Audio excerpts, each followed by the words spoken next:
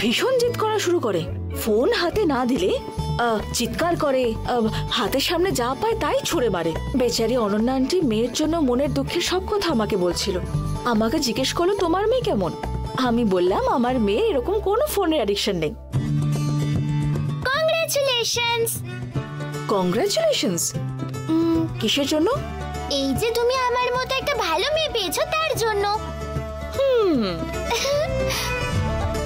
এইটা তো ঠিকই, অন্য বাচ্চাদের সাথে কম্পেয়ার করলে তুই হলি আমার সোনা মেয়ে। I have the best kid in the whole world. আমিও বলবো I have the best mom and dad in the whole world.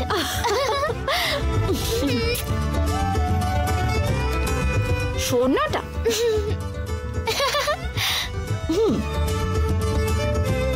তাও আমি তোমাকে মাঝে মাঝে খুব জ্বালাই, তাই না? বাচ্চারা তো দুষ্টুমি করেই সোনা, এরকম ভাবে জ্বালালে মনটা খুশি হয়। ঠিক আছে, কতদূর কি পড়েছিস দেখা দেখি আমাকে একবার। সেকেন্ড পেজ অবধি পড়েছি। Okay okay, choose the right answers. Others simple tried and tried means it means the dragon trying to do simple things. The dragon tried simple things. Shows that the dragon just once.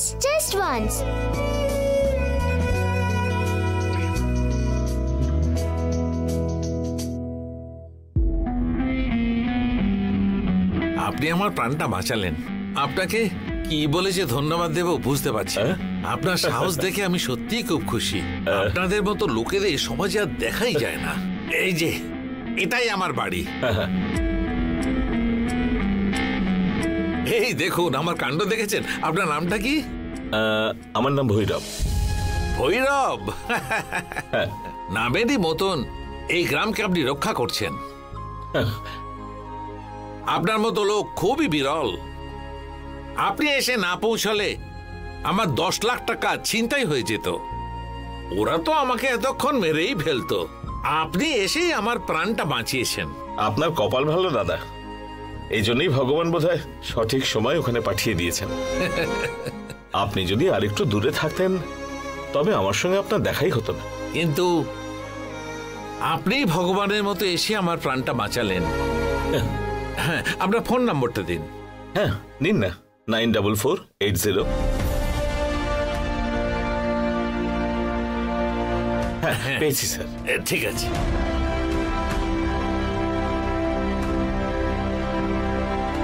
আমার তরফ থেকে একটা small gift. না করবেন না? এটা আমাকে দেবেন না। একেবারেই মানবিক দৃষ্টিকোণ থেকে আমি আপনাকে বাঁচিয়েছি। আপনার কাছে যে টাকা আছে সেটাও জানতাম না। ঈশ্বর অন্যদের বাঁচানোর জন্য আমায় ক্ষমতা দিয়েছেন, এটাই যথেষ্ট আমার জন্য।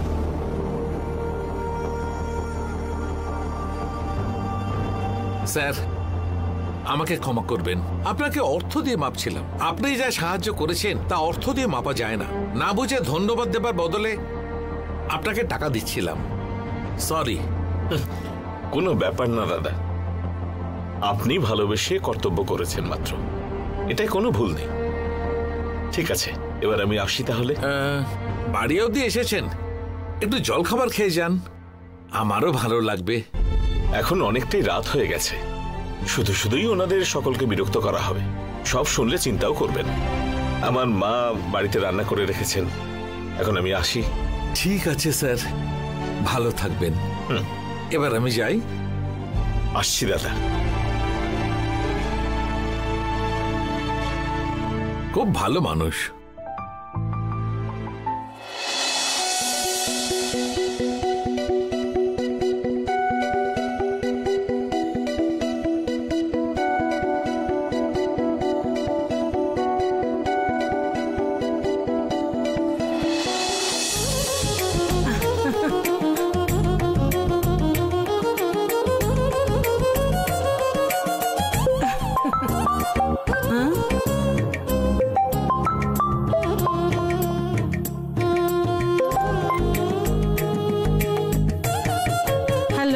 নমস্কার, ভৈরব আছে? হ্যাঁ, পুজো করছে। কে বলছেন? আমার নাম হচ্ছে রামদেব। আপনি ভৈরবের কে হন? আমি ওর মা স্যার। নমস্কার মা। গতকাল রাত্রির বেলা আমি বাড়িতে ফেরবার সময় একজন আমাকে ছুরি দেখিয়ে ছিনতাইয়ের চেষ্টা করলো, আর একটু হলেই ছুরিটা পেটে ঢুকিয়ে দিত। ঠিক সেই সময় আপনার ছেলে এসে আমার প্রাণটা বাঁচালো। আপনি একজন সৎ ছেলেকে জন্ম দিয়েছেন মা, খুব ভালোভাবে বড় করেছেন ওকে। হে ভগবান, এই সমাজকে আপনি ভালো নাগরিক দিয়েছেন। ভৈরব ছাড়া আপনার কতগুলো সন্তান মা? আমারই একটাই ছেলে স্যার। কেন এটা করলেন মা? যদি আরো 4 জনকে জন্ম দিতেন, ওরা আরো অনেক লোককে সাহায্য করত। একদিন আমি আপনার বাড়ি যাব। এমন একটা ছেলেকে জন্ম দিয়েছেন, সেই জন্য আপনার পা ধরে নমস্কার করব। নিশ্চয়ই আসবেন স্যার, আমি আপনার জন্য রান্না করব, আপনি খেয়ে যাবেন। ভৈরব আসলে আমি কল করেছি বলবেন মা।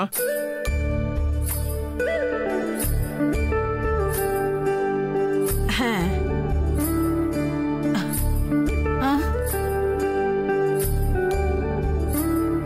কে তোমায় ফোন করেছে মা? কে একজন রামদেব বলে। কাল রাতে তুই নাকি ওনাকে বাঁচিয়েছিস।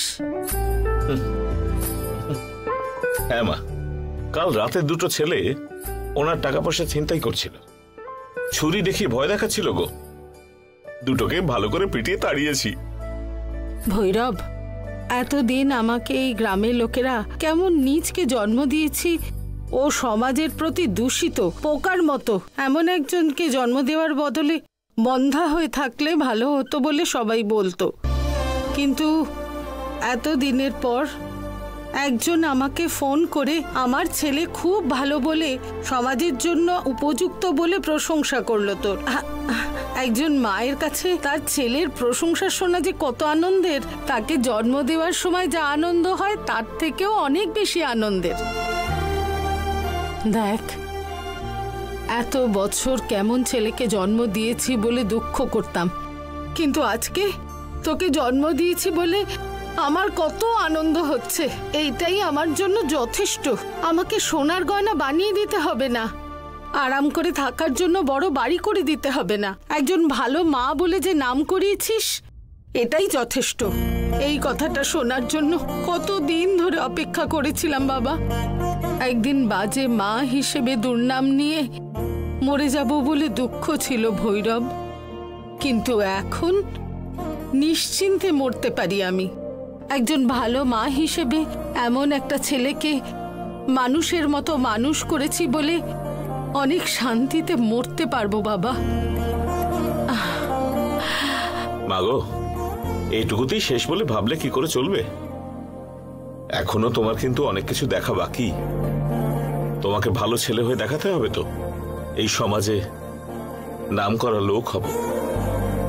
গতকাল প্রথমবার ওনার হাসি মুখটা দেখে আমিও খুব খুশি হয়েছি। অনেক কষ্ট করেছি মাগো, তোমার বর তোমাকে ঠকিয়েছে, তোমার পেটের ছেলেটাও ঠিকঠাক হয়নি। চারপাশের এই সমাজে লোকদের বাজে কথা শুনে তোমায় মাথা নিচু করে থাকতে হতো। তাতে তুমি যে কত কষ্ট পেয়েছো সেটা আমি জানি। এত কষ্ট সহ্য করে তুমি আমাকে মানুষ করেছো, আর আমি কোন রকম দায়িত্ব না নিয়ে নেশা করে চুরিচামারি করে জেলেও গিয়েছি, আর তোমার গায়ে কলঙ্ক লেগেছে মা। কথা দিচ্ছি মা, এরপর থেকে আর কোনোদিন তোমাকে কোনো কষ্ট আমি আর দেব না, বিশ্বাস করো। এরপর থেকে তোমাকে খুশিতে রাখাটাই আমার লক্ষ্য। আমার সময় তো শেষ হয়ে গেছে রে। এখন তুই মেরিকে বিয়ে করে সুখে থাক বাবা। ও খুবই ভালো মেয়ে, ও তোকে খুবই ভালোবাসে। ও হলো এই বাড়ির লক্ষ্মী। তুই ওর সঙ্গে থাকলে ঠাকুরের সঙ্গে থাকার মতো। দেখিস, তুই ওকে বিয়ে করে সংসার করলে খুবই সুখে শান্তিতে থাকবি। আমার এইটুকুই আশা।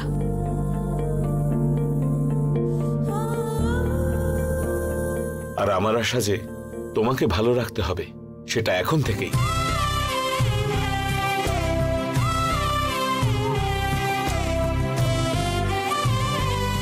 তোর কথাগুলো শুনে আমার এত আনন্দ হচ্ছে। ঠিক আছে, আয়, খেতে দিচ্ছি।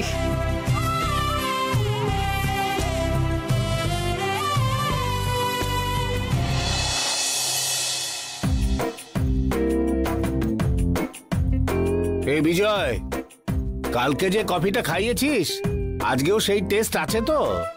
এই যে এগুলো গতকালকের জেরক্স কপি। এই কফিটা কালকের মতোই টেস্ট হয়েছে কিনা জিজ্ঞেস করলাম। এই সোশ্যাল মিডিয়াটা আসবার পরে সবাইকে দেখছি হিরোদের মতো ডায়লগ দিচ্ছে।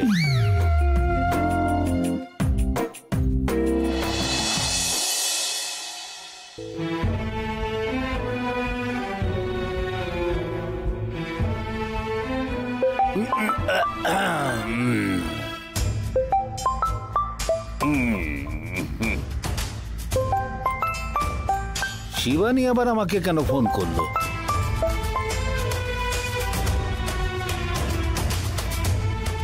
হ্যালো হ্যালো মামা। ভালো আছো মা? ভালো নেই মামা।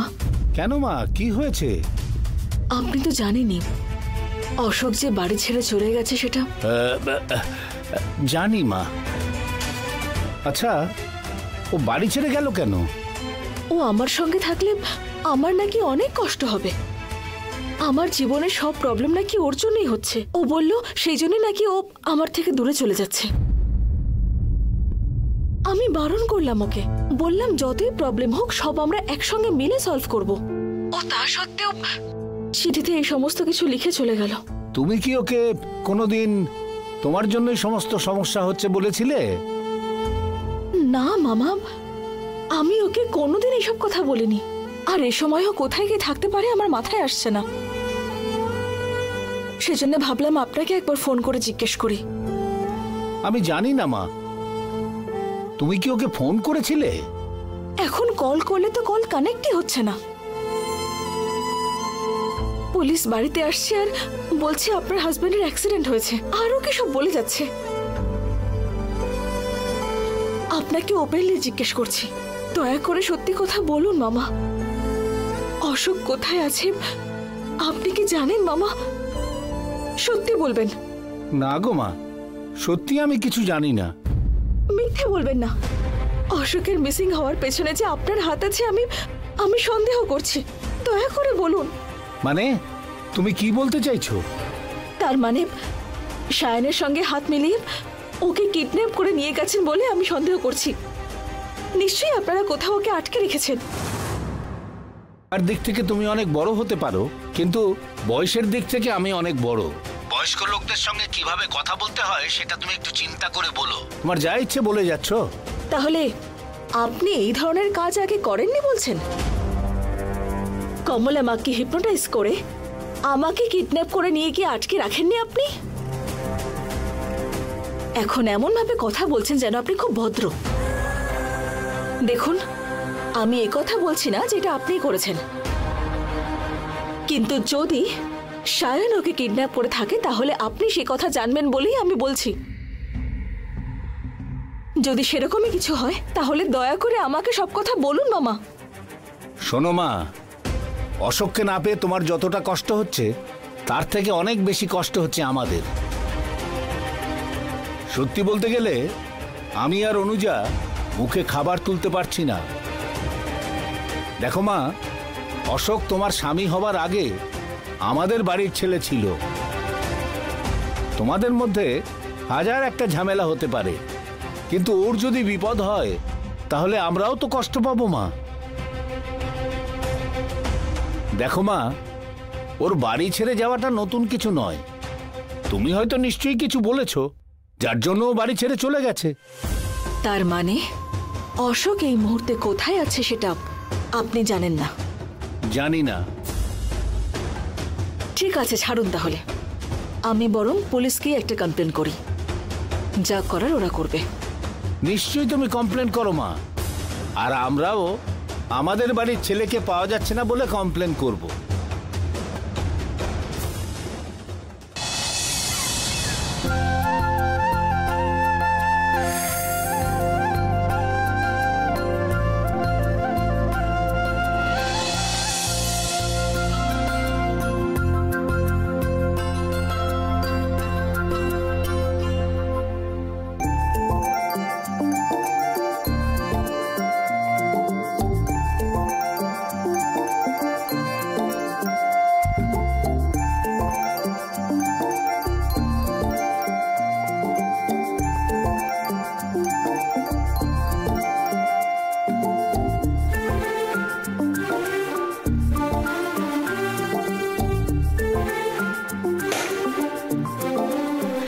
তো ওখানে রাখো।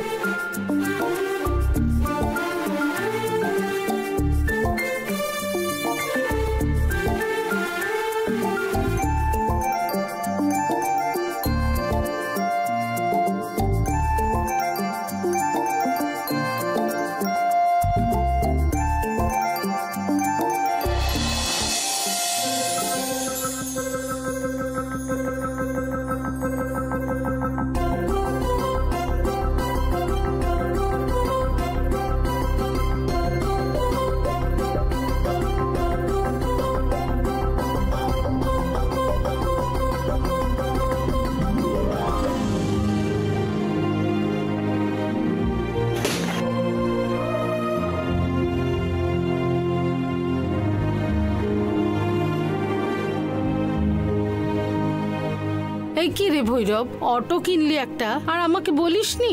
আরে আমি যে অটো কিনতে পারবো সেটা তো আমি নিজেই জানতাম না। ওই যে সেই দিন এক ভদ্রলোককে গুন্ডাদের হাত থেকে বাঁচালাম না, উনি আজ সকালে কল করেছিলেন। উনি আমাকে জিজ্ঞেস করলেন যে আমি নিজের ব্যাপারে ঠিক কি ভাবছি। আমি মাসে মাসে যদি শোধ করে দিই তাহলে উনি আমাকে একটা অটো কিনতে সাহায্য করতে পারেন। তার ফল এটা তোমাদের সামনে।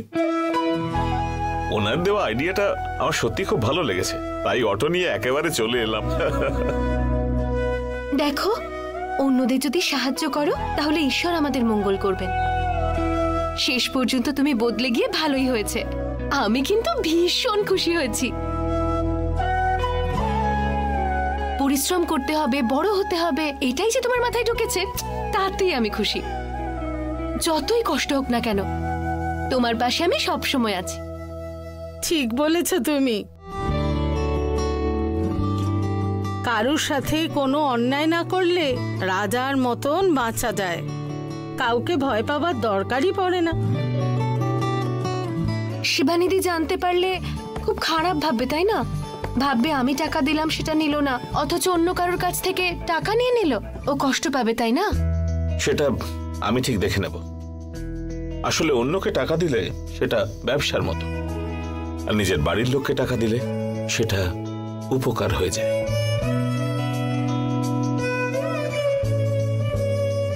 আমার বাবার টাকা কোনোভাবেই যেন আমি না নিই, সেটা মা বলেছে। সেই কথাই পালন করছি আমি। সম্বন্ধের দোহাই দিয়ে আমি কোনো সাহায্য চাই না। আমি বুঝিয়ে বললে শিবানী নিশ্চয়ই বুঝবে সবটা। ঠিক আছে ঠিক আছে, আমার প্রথম প্যাসেঞ্জার তোমরা দুজন। ওঠো ওঠো। কি গো? দেখ ভৈরব, আমাকে এখন বাজারে যেতে হবে। মেরি, এক কাজ করো, তুমি ওর সঙ্গে চলে যাও। না না, তোমরা দুজনেই উঠবে। ওঠো। হ্যাঁ শান্তি, চল ঘুরে আসি। থাক দিদি, তুমি ঘুরে এসো।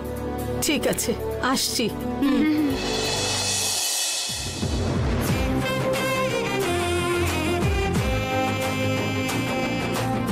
এই আস্তে আস্তে চালা ভৈরব। আমি কি জোরে চালাচ্ছি নাকি? ডান দিকে চল। ঠিক আছে। দেখো কত জোরে চালাচ্ছে।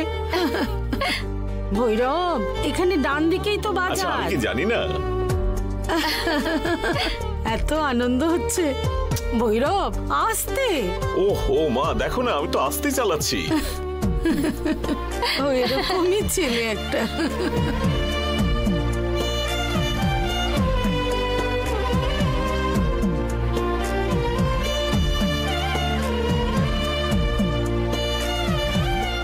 ঠিক আছে, তাহলে আমরা যাই। কি ব্যাপার, আমার বাবা টাকা দেবে নাকি? আমাদের কাছ থেকেও টাকা নেবে? বাড়িতে থাকার সময় মা ছেলের সম্পর্কটা অন্য, আর এই ব্যবসার ব্যাপারে তুমিও অচেনা, আমিও অচেনা। একদম ঠিক বলেছে। ও টাকা নেবে বুঝতে পারলে না, ওকে ভাড়াটা তো দিতে হবে। নে ভৈরব, বাকিটা তুই তোর কাছে রেখে দে। কেন বলতো, প্রথমবার অটোতে আমাদের এখানে পৌঁছে দিলি তাই।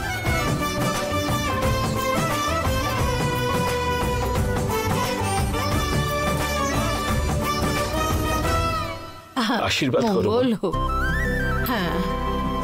কি কি গো আমাকে প্রণাম করবে না? এই একটু মজা করছি কাকিমা। ভৈরব, কষ্ট করে খেটে উন্নতি করতে হবে। মঙ্গল হোক।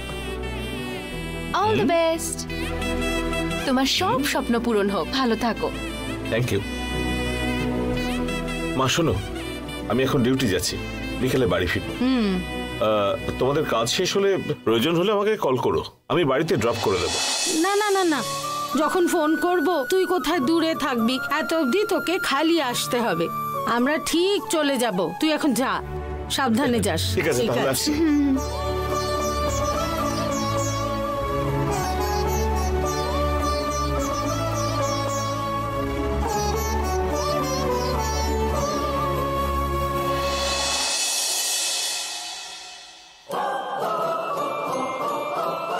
দুর্গা, আরে ওর দেখ 9টা বেজে গেছে, এখনো স্কুলে যাওয়ার জন্য রেডি হসনি?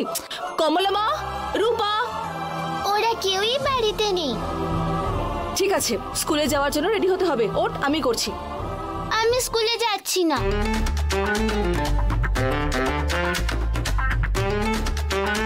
কেন?